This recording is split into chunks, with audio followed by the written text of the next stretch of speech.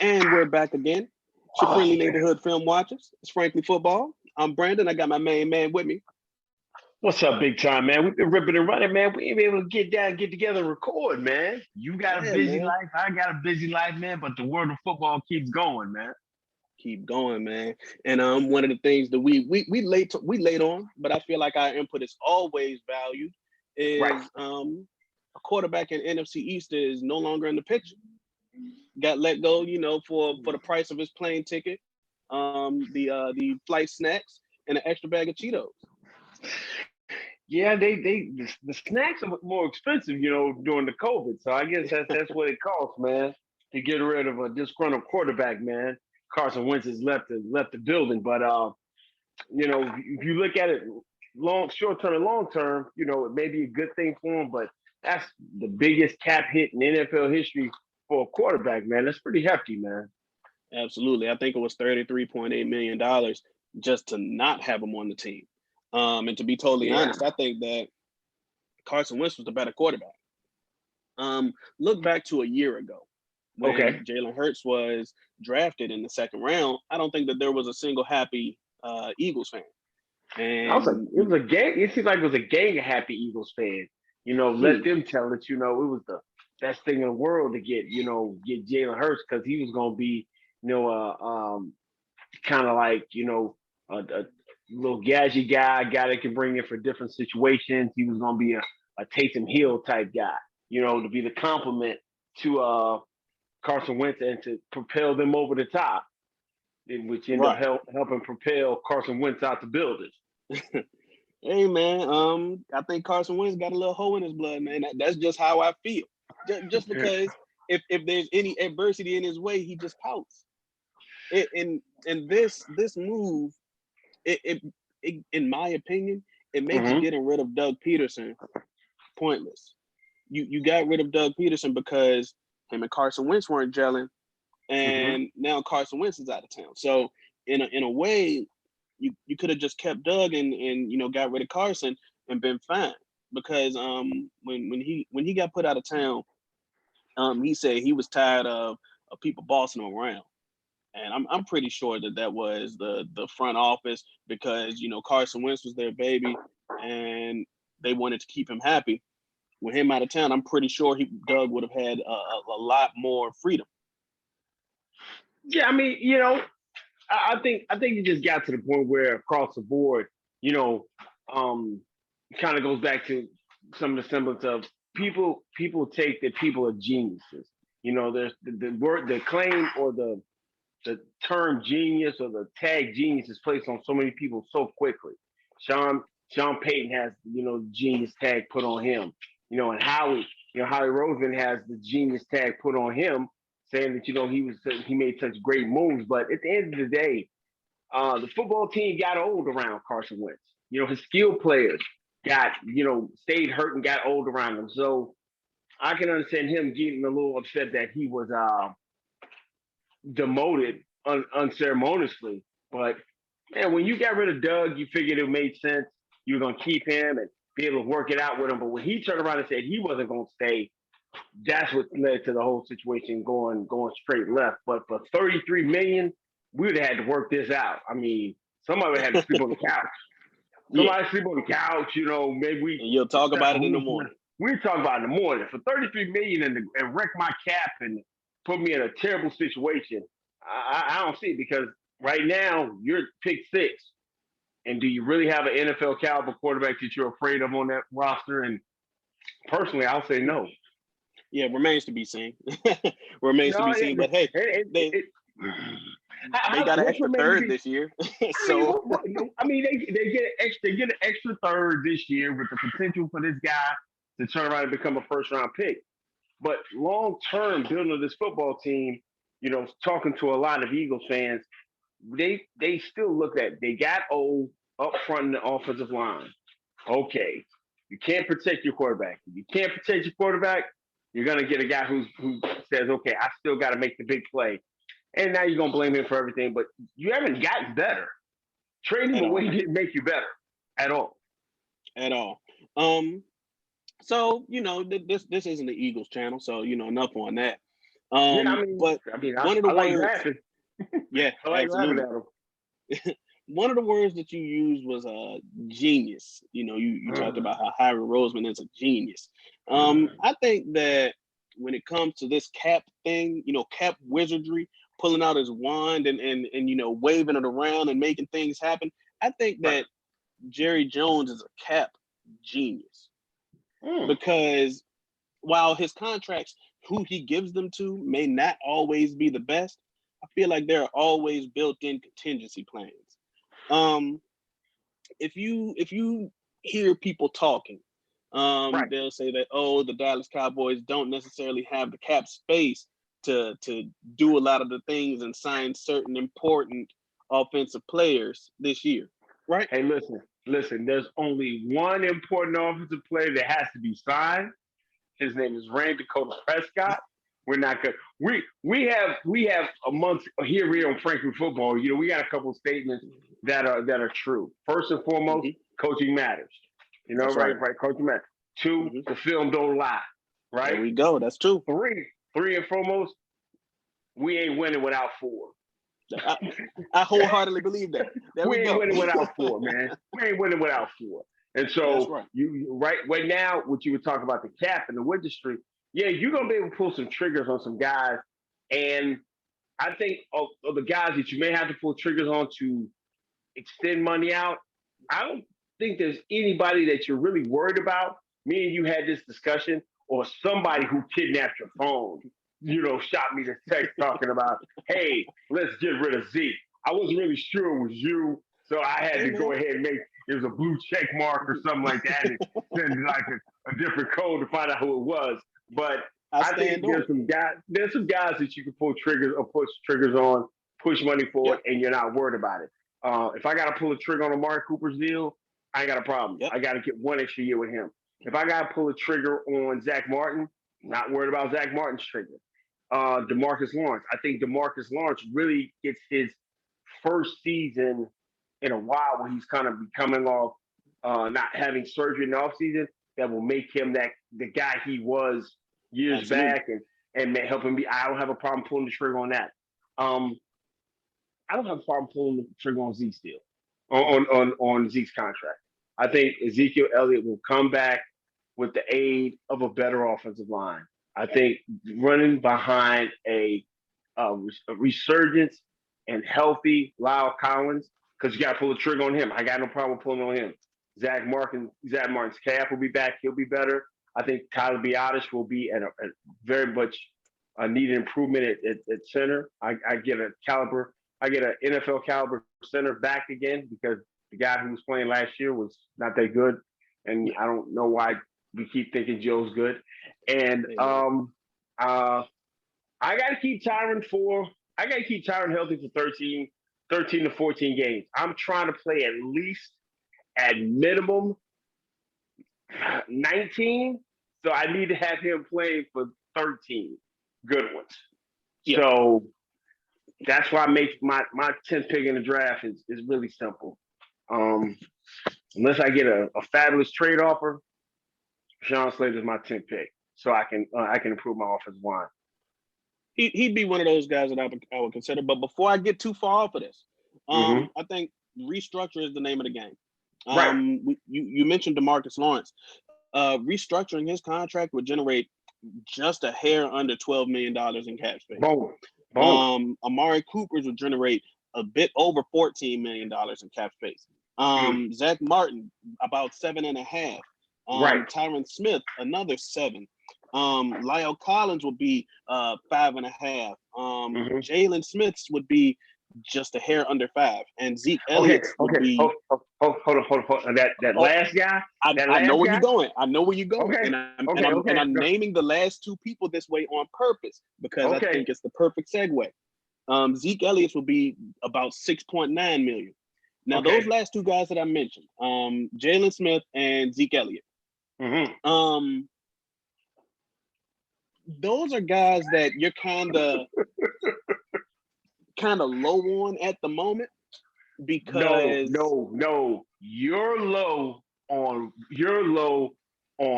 one of them. I'm totally out on one of them. So okay, let's get that correct. You're Okay. low on Zeke. I'm not low on Zeke. I think Zeke's better with a better offensive line.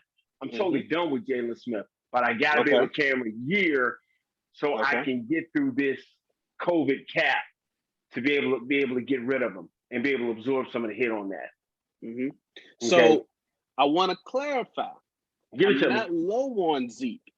Hmm. I just asked the question of the way that Zeke Elliott's contract is structured Hmm. currently Hmm. after the year 2022, after the 2022 season. Right, There is a potential out on his deal for about $6.7 million. Restructuring his contract to change that totally. It may hmm, raise that potential out on his deal. So for those that are low on Zeke Elliott, and for right, those right, that may want to, ship him off after two more seasons, that may flipping the switch on his deal, turning the knob, pushing the right, button, right. that could be something that they may not want to do, because that means holding on to Zeke Elliott for a longer period of time. So if we pull the trigger on Zeke, instead of you getting rid of him in the end of 2022, you had to get rid of him on 2023. Either 2023 or 2024, one of the two. Okay, Um, so I would say at the end of 2023, that's Tony Pollard's fourth year, right? let's see, he just got out of This is say his this say the second year. yes. Okay, So yeah, that would be his fourth year going into. okay, that would be going to his fourth year, or that be the Um, end of his fourth year. that Because will this will be his be third. This will be Tony's third year. This You're will be Tony's absolutely third right. year.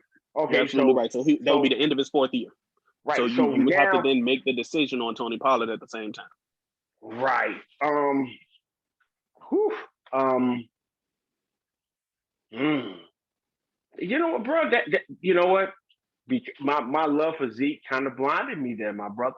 This is why we work so well together. I see what you're saying. I see what you're saying. I can totally You see know, where I do what I do when I do what I you do. do what you do when you do what you do. So if you turn around, if you don't pull the trigger on Zeke, but that's $6 million, right? Hmm. That you're shit. Okay, Zeke's contract. Zeke. Okay, but if you pull it on Zeke, are you able to cut Jalen next year? Because Jalen is a $9 million hit That's next another year. one of those Right, situations. At the right. end of 2021, so at the end of this upcoming season, there's a potential out on Jalen's deal. I'll have the figures for you in just a second. But at the end of 2021, there's that potential out. If you choose to restructure him, and Hmm. by the way, it would also be $6.8 million in dead cap. That's the current out on his contract after 2021. Um, Hmm. 6.8 in dead cap is what it would be. But you could restructure it, move that money down the road, and that would, in a way, eliminate that potential out. Is that something that you're willing to do? Between You, those two guys, that's almost $17 million. you know, fans of Franklin football, Brandon's brain is smoking when he's rubbing his waves because he got something cooking in his back pocket where you're trying to give us. So the problem, those are the two contracts. So you got to figure out of those two which one is the worst evil. And you have to, Hmm. in my opinion, Jalen Well, Smith's the biggest contract. evil is Jalen. It's not Right, close. right. But the thing about no, they're one and the same. And it's funny Okay. to say that for both of those guys because one is 6.8 for Jalen, but I don't think I'm Yes, going to get near close to the performance that I'm going to get for Jalen's contract. Zeke's contract is absolutely. going to be the put me in a position where he's 6.8 as well, but his contract and his out runs head and head with Tony Pollard. So then I got to get to the point of making a decision of either next year, right, or even Hmm. this year late in the year when I need nothing but defensive players. I got to think about taking a running back. I Well, got to think about taking a running back. I think that it would be kind of foolish to only have Zeke and Tony on your team. I think that Hmm. you're eventually gonna take another guy Anyway, Mm-hmm. I mean, think about it. Remember, everyone was talking about Chuba Hubbard. Yeah. Yep. You That know, was a hot name. he's one of those mid round guys now. He's looked Right. at as like a day 3 guy at this point now. Okay. But you talking So about you you talking know, about taking him in the fifth? You talking about taking him in the fifth round? First 4 rounds, I ain't taking. There's only one offensive player that I'm willing to take in the first 4 rounds. absolutely, Only absolutely, and one. that's Rashawn Slater. That's it. Although you know, I'd have been cooking up some things in my mind, but that's for another The time. mad That's for scientist, another mad time. scientist. Okay, That's okay. for another So time. so going back to But our initial point. yes, Of the contracts that we have to pull the triggers on for restructure, yes, Jalen Smith and and Zeke are the poison pill. But you got to yes. say to yourself, which one of those two will you be able to get the most production from? I think you can get the most production out of Ezekiel Elliott over the next 2 years and be able to eat it for an extra year. But you're still going to come back either late this year, but you're definitely next year thinking about taking a running back because you've got to make a decision on do I want to keep Tony Pollard as my third down or my potential maybe bell cow, which I don't think he will ever be, is a bell cow guy. And you got to say, does he love Dallas enough to stay in Dallas to be a second tier guy? But that guy that you take in the second, third, or fourth round in next year's draft, can he build your bell cow back and be able to cut Zeke? That's the question you got to ask. Jalen Smith is just at a point of time when the cap goes up that I'm willing to eat $6 million. So I kind of see it like this. You could honestly avoid pulling the trigger on both of them and just Okay. sticking to the original course of action Okay. because restructuring the previous 4 guys, I believe 4 maybe 5 guys that I mentioned, D Law, Amari Cooper, Zach Martin, Tyron Smith, and Lyle Collins, that could Mm-hmm. free up in the neighborhood of $46 million in cap space, correct? Then those, Um, but I'm going back to what you're saying, B. I really don't want to restructure Tyron's deal because unless I get Slater, see what I'm saying? If I get Slater, do I want to touch Tyron's money? I would because I think about it like this. Mm-hmm. Tyron's deal ain't too much longer. I'll get the figures up in a minute, but either way, he's gonna say ouch at some point. Right. So you know he only has what 4 years left on his deal, only Okay. 4. And here's the thing: most of the cap. I mean, most of his guaranteed money is already gone. I Right. think that if you were to cut him today, it would only be Stop like, cussing. Stop cussing. look, Stop cussing. I'm just giving you hypotheticals. Okay. Hypothetically, if he Okay. were to leave today, if he were to retire, there we go. Let's soften the blow Okay. like that. Okay. There we Okay. go. Okay. Mm-hmm. There we go. If he were to retire today, it would only be just a little bit under $9 million in dead money. This year. Yes, this year. But At this second. okay. Now, Okay. if you just decide to restructure his money and push some of that guarantees down the road, Mm-hmm. maybe bank on him playing a little longer, or just decide to say screw it, we trying to win now type thing, and we want to Mm-hmm. get our quarterback under contract and just thug it out from there, Right. then you're only moving that guaranteed money, which is only $8.8 million, dividing that by those last 3 years. So you're not increasing the Band-Aid rip, but so much with Tyron because Okay. Okay. remember he had a 10-year deal. Right. Right. And which is extremely team friendly, and people aren't Yes, getting that anymore. So yes, um okay. So of the people whose contracts that I have I'm back down with you with 42 million to hmm get Tyron, to get yep, DeMarcus, to get Amari Cooper, and to get yep, Zach Martin. You get your 42 million.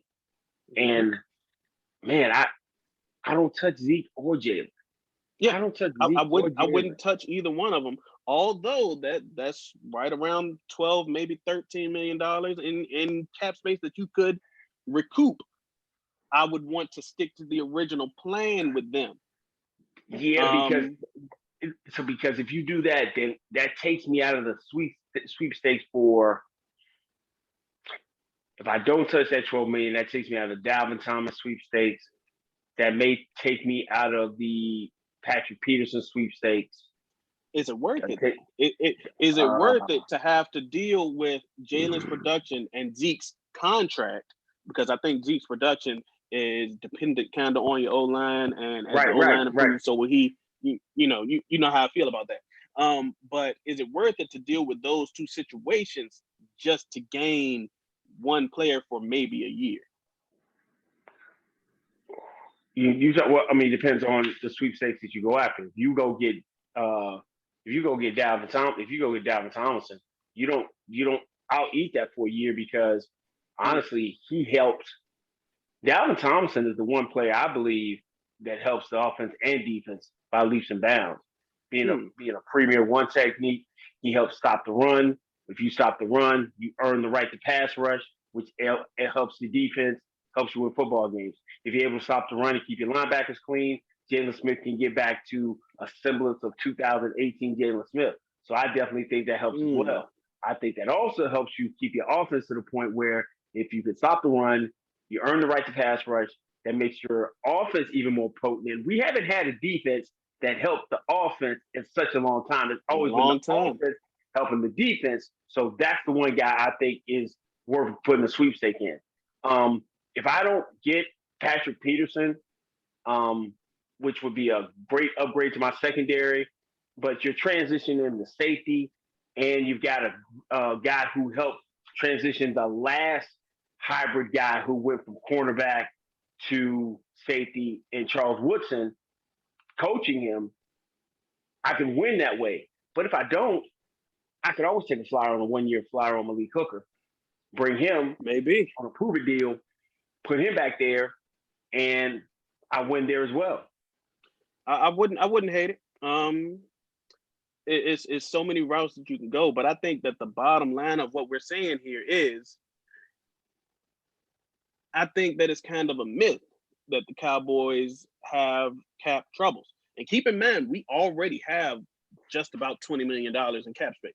Keep that in mind. So 18, yeah, that yeah, 18, yeah, that 18 figure right that now. we talked about, Right. you add our current cap space on top of that. You know, Okay. so Okay. I think that it's very possible to not only sign Dak and get a long term contract with him, but also maybe bring in one decent free agent. But speaking of Dak, um, obviously today is like day one or day two of franchise tag period, Yes, that's and the and thing there. and with that comes a whole slew of stories, takes, and things of that sort. Right. I We're was gonna get a just lot of it. I was just saying this. I don't think that the franchise tag is your enemy. It's the player's enemy, but when it comes to wanting to sign our players and for the front office, it's a valuable tool, man. It's like a privacy fence. Keeps everybody out. It's like a beware Yeah. a dog sign, if you will. Keeps all the other people out while you take care of what's going on inside of that fence. You try to get your players signed long term. Um, I don't think that the Cowboys franchising Dak while still working on the contract is the worst thing in the world. Unlike a lot of the pundits out there. I believe it is. Okay. I believe it is Okay, because I think explain. I believe to me it gets you to the point of saying, you know what, make a decision, pull the trigger. Hmm. You've had more than enough time. Hmm. We've Absolutely. gone back and forth. We talked about it. It's been 2 years for them to make a decision on if he's the guy. So let's get past that. He's the guy. Yes. We've talked ad nauseum about the Hmm. advantages of staying in Dallas for Rain, how he benefits the Cowboys, the amount of money that he can make, Rain can make because he is a Dallas Cowboy quarterback, and everything else that goes along with it. What he makes off the field is what he makes off the field. But it's honest, he doesn't make what off he does off the field anywhere else but in Dallas. He's not going to make that. So we understand that part, but you got to be respectful. Go ahead and put it in play of everything he does. Um, is so valuable. His leadership, how he handles himself off the field, never an issue, always an upright guy. You never have him out here bashing the organization. He would have never done the stuff that another quarterback that wears the same number as him that plays in the same state has done with the organization. Even though he was lied to, I think he has every right to act up just like another quarterback that wears the same number he has that plays in the same state could do, but he hasn't. So let's just go ahead and cut speculation, get him signed, so we can go into free agency and get that one big fish. Absolutely. We don't need a whole. I'm from North Carolina originally, and I didn't like fishing, but I heard about it a lot. If I go get one big catfish, I don't have to deal with a whole bunch of crap, a whole bunch of smaller fish. Go give me my Mhm. one big free agent. If I'm gonna There go you go. after, let me go get the Dalvin Thompson. Let me go out and get him, and then I can say, let me sprinkle what I need to do. Because in the past, we wouldn't got a whole bunch of a snapper here, a small fish here, a brim over here to go ahead and do what we had to do. Let me go get me one big fish. Let me get the one big fish I got to get in free agency, call it a day, and draft where I want to draft because all the pieces we need to aid this defense is right in this draft, and we got the ammunition to go get those guys in the draft this year. That's absolutely right. That's absolutely right. And then honestly, the locker room loves that. That's one of those things that you can't quantify. You can't quantify your team leader doing what he does. Shout out to my man Luke Skywalker. He had CJ Goodwin on his show over the past week, and he talked to him, and he says Rain captivates a room when he walks in it.